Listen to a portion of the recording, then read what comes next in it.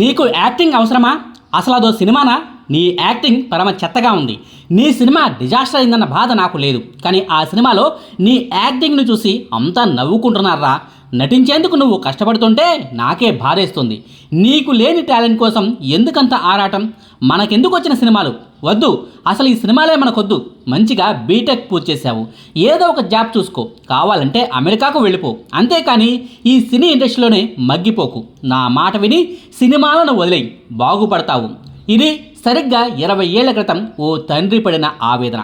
Cut చేస్తే ఆనాడు తండ్రితో మాటలు పడిన ఆ కుర్రాడే ఇప్పుడు ఓ స్టార్ డైరెక్టర్ అయ్యాడు. వరుసగా స్టార్ హీరోలతో సినిమాలను తీస్తూ సక్సెస్కు కేర్ ఆఫ్ అడ్రస్ లాగా మారిపోయాడు. అతడే వెంకీ అట్లూరి.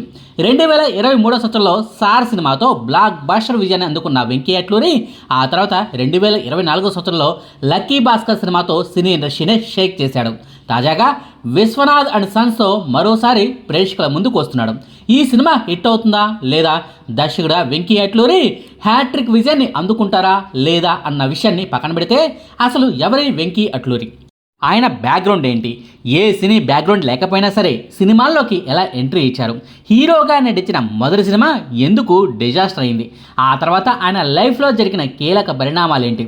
నిర్మాత నాగవంశీ గారితోనే వరుసగా సినిమాలు తీయటం వెనక కథ ఏంటి అన్న వివరాలను ఈ వీడియోలో క్లియర్గా చెప్పుకుందాం. వెంకీ అట్లూరి గారు హైదరాబాద్లోనే పుట్టి పెరిగారు. తండ్రి పేరు అట్లూరి సుబ్బారావు గారు.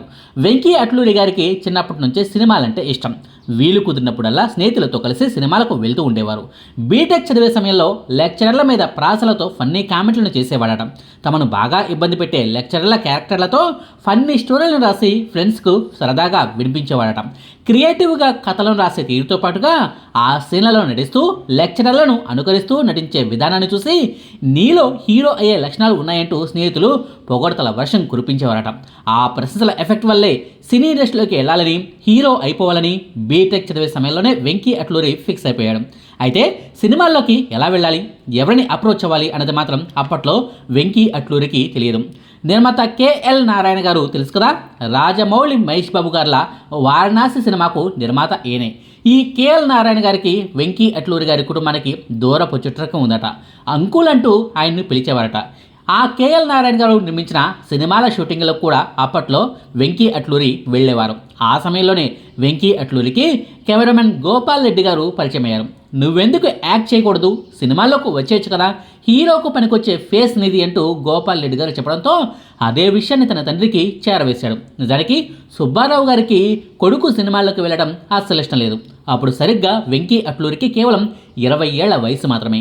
బీటెక్ను పూర్తి చేసి ఏదో ఒక జాబ్లో సెట్ అవ్వక మనకెందుకు వచ్చిన సినిమాలంటూ అప్పట్లోనే తండ్రి చెప్పినా సరే వెంకీ అట్లూరి వినిపించుకోలేదు. సినిమాల్లోకే వెళ్తానని పట్టుబట్టడంతో ఆయన కూడా సరేనన్నారు.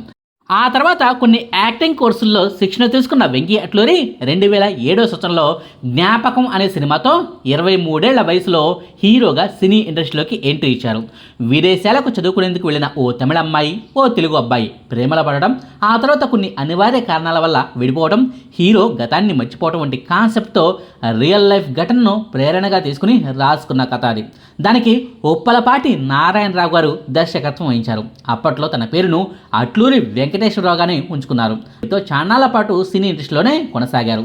డైరెక్టర్గా మారకముందే తన పేరును కాస్త షార్ట్ చేసి వెంకీ అట్లూరిగా మార్చుకున్నారు. ఆ సంగతిని పక్కన పెడితే 2007 సంవత్సరంలో వచ్చిన జ్ఞాపకం అనే సినిమా ఆటర్ ఫ్లాప్ అయింది. నిర్మాతకు నష్టాలే మిగిలాయి. ఆ సినిమా కథాకథనాల గురించి కంటే ఆ సినిమాలో నడిచిన హీరో వెంకీ అట్లూరి గురించే రివ్యూల్లో ఏకిపారేశారు. నటనలో బేసిక్స్ కూడా తెలియని కుర్రాన్ని హీరోగా ఎలా సెలెక్ట్ చేసుకున్నారంటూ విమర్శలు గుప్పించారు. ఆ రివ్యూలను చదివి థియేటర్లలో ఆడియన్స్ కామెంట్లను స్వయంగా ఉన్న వెంకీ అట్లూరి గారి తండ్రి సుబ్బారావు గారు తనలో తానే కుమిలిపోయారు. కొడుకు గురించి వస్తున్న విమర్శలను చూసి తట్టుకోలేకపోయారు. నీకు సినిమాలు అవసరమా? మనకెందుకు ఈ పెంట? హాయిగా ఉద్యోగం చేసుకోక ఈ తెప్పలేందుకు? సినిమా పోయిందన్న బాధ నాకు లేదు. నీ గురించి నలుగురు అనుకునే మాటలనే నేను వినలేకపోతున్నాను. ఈ సినిమాలేం వద్దు, ఇంతటితో నీ సినీ ప్రయత్నాలకు ఫుల్ స్టాప్ పెట్టాయి అంటూ సుబ్బారావు గారు ఆవేదన వ్యక్తం చేస్తూ చెప్పినా వెంకీ అట్లూరి గారు తన సినీ ప్రయత్నాలను మానలేదు. తండ్రికి నచ్చజెప్పి సినీ ఇండస్ట్రీలోనే కొనసాగారు. మొదటి సినిమా రిలీజ్ టైంలోనే వెంకీ అట్లూరి గారికి దర్శకుడు మధుర శ్రీధర్ గారు పరిచయమయ్యారు. అప్పుడు ఆయన స్నేహగీతం అనే సినిమాను తీసే పనిలో పడ్డారు. ఆ సినిమా రైటింగ్ టీంలో ఛాన్స్ ఇవ్వడమే కాకుండా ఆ సినిమాలో ఓ ముఖ్య పాత్రలో నడిచేందుకు వెంకీ అట్లూరికి ఛాన్స్ ఇచ్చారు. ఆ సినిమా తర్వాత వేద అనే పేరుతో ఓ షార్ట్ ఫిల్మ్ కూడా తీశారు. ఆ షార్ట్ ఫిల్మ్కు మంచి పేరు వచ్చింది, ప్రశంసలు దక్కాయి. ఆ తర్వాత తానే స్వయంగా ఓ కథను రాసుకుని దర్శకత్వం కూడా నేనే చేస్తానంటూ నేరుగా ఉషా కిరణ్ మూవీస్ ఆఫీస్ మెట్లెక్కారు. ఆ నిర్మాణ సంస్థ వ్యవహారాలను చూసుకునే సుధాకర్ గారిని కలిసి తన వద్ద ఉన్న కథను వివరించారు. అంతా విన్న తర్వాత సుధాకర్ గారు ఒక్కటే మాటను చెప్పారు: నువ్వు యాక్టర్గా చేస్తానంటే కథలో వేలు పెట్టకు, డైరెక్షన్ జోలికి వెళ్ళకు. ఒకవేళ డైరెక్షనే చేస్తానంటే హీరో అవ్వాలన్న ఆశను వదిలేసుకో. ఓ సినిమాకు దర్శకత్వం వహించే అనుభవం నీకు ఇంకా రాలేదు, కొన్నాళ్ళు పోయాక కలువు అంటూ సుధాకర్ గారు చెప్పడంతో వెంకీ అట్లూరి గారు ఆలోచనలో పడ్డారు.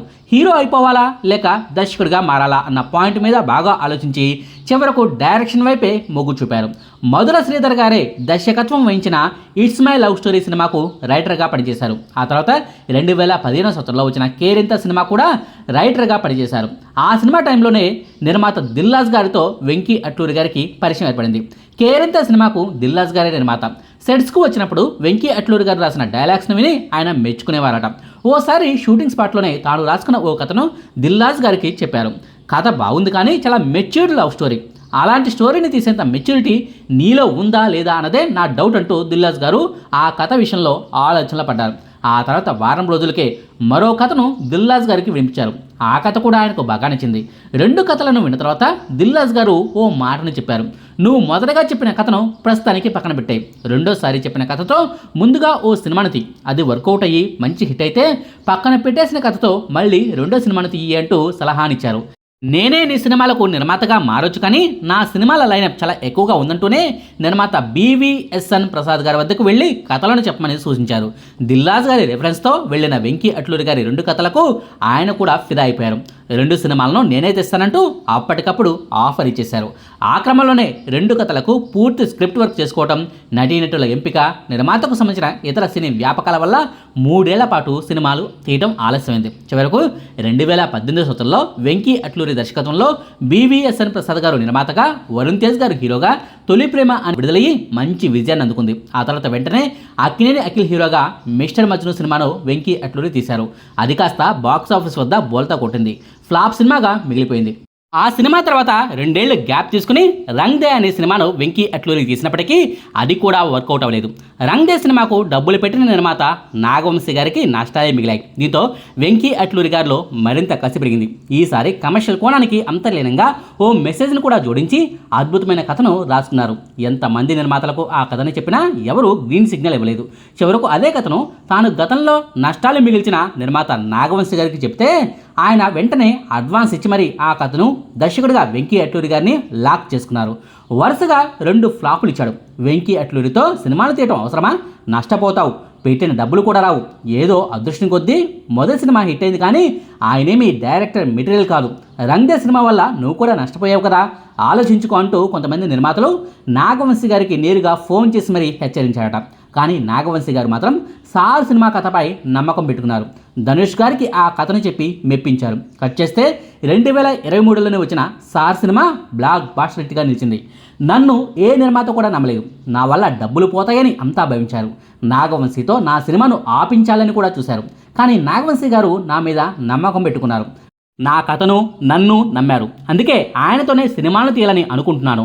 మేమిద్దరం మంచి ఫ్రెండ్స్గా కొనసాగుతూ ఉన్నాం. ప్రస్తుతానికి నన్నుగా నమ్మిన నాగవంశీ గారితోనే ట్రావెల్ చేస్తున్నాను అంటూ ఓ ఇంటర్వ్యూలో వెంకీ అట్లూరి గారు చెప్పుకొచ్చారు. ఆయన చెప్పినట్టుగానే తన తర్వాత సినిమా లక్కీ భాస్కర్ను కూడా నాగవంశీ గారితో తీసి అద్భుతమైన హిట్ను అందుకున్నారు.